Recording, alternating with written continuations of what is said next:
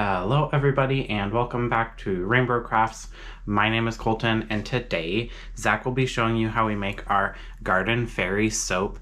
This soap is from our Essentials collection, which means it is scented with essential oils only, and it is a custom blend of some florals with some citrus as well to give it kind of that updated modern take on a floral fragrance. So stay tuned if you want to see how we make this 100% essential oil scented Garden Fairy soap. Alrighty, let's get this soap making started. So Zac will do just like we always do and pour our lye water and our sodium lactate, which is at about 120 degrees, into our custom plant-based oil blend. And that blend is down in the description box below, so you can check that out, which is also at 120 degrees.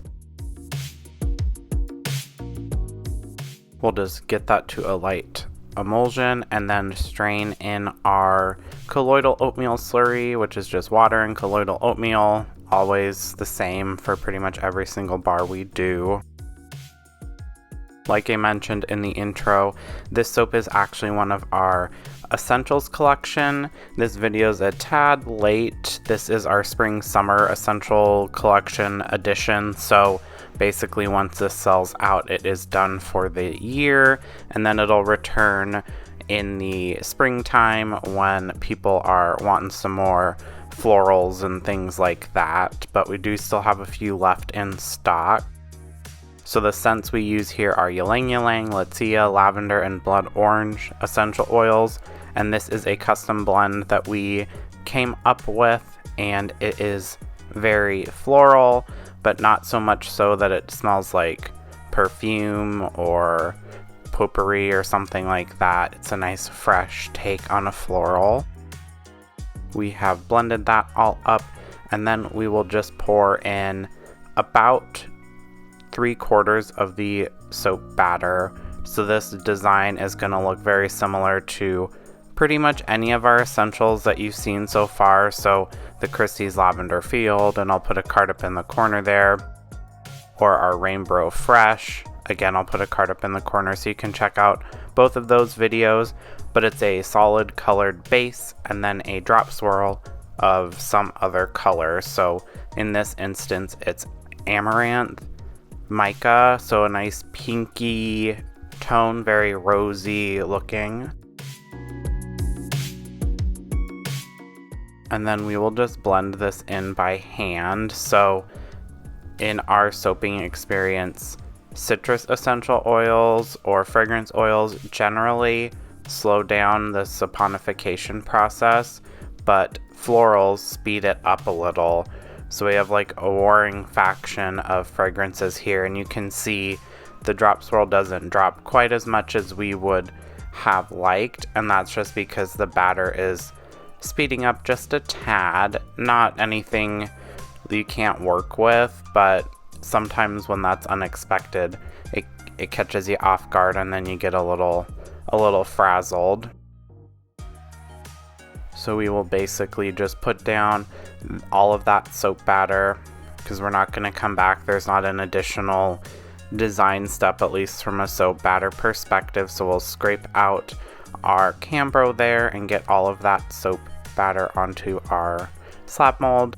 We have been trying to decide on what other Essentials collection soaps to add, so we just added recently the Peppermint Dreams, which is our coconut-free soap, and that's technically in this collection, and you can watch that video. There's a card up in the corner.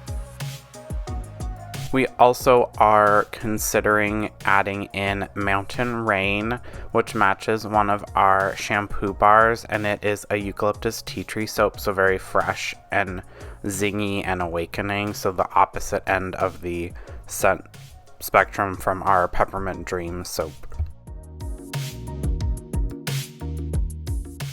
And then in the same vein as our other Essentials collections, we will do some spoon swoops here to give a little extra texture interest to the top of this soap.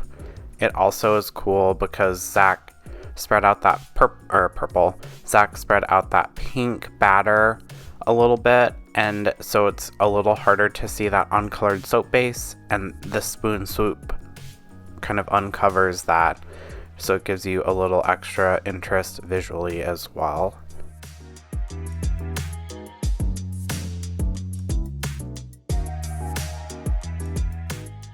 And then we will go in with some red rose petals and put them where we didn't do spoon swoop, so on the like ridge of every soap loaf.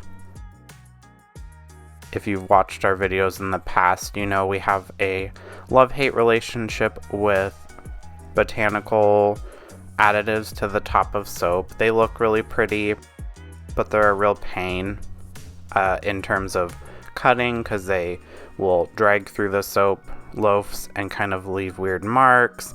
They fall off, they get on other soap even if it's not this scent, but at least the finished product, it looks really nice, so we're always conflicted.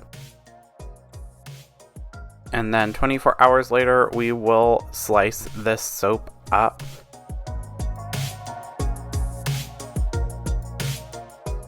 So like I said, the rose petals will drag through the soap, so that's why I have this loaf flipped towards me instead of away from me or just flat down like I normally would, because this way the petals will actually fall forward instead of through the soap, so this minimizes the dragging effect of those petals. But you can see there's like fallout on the table, especially when I lift up the handle of Dorothy.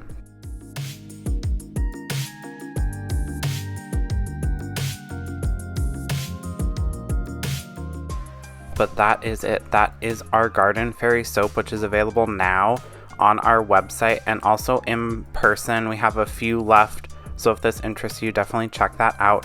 We also have a subscription service if you want to support the channel. That's the best way to do so.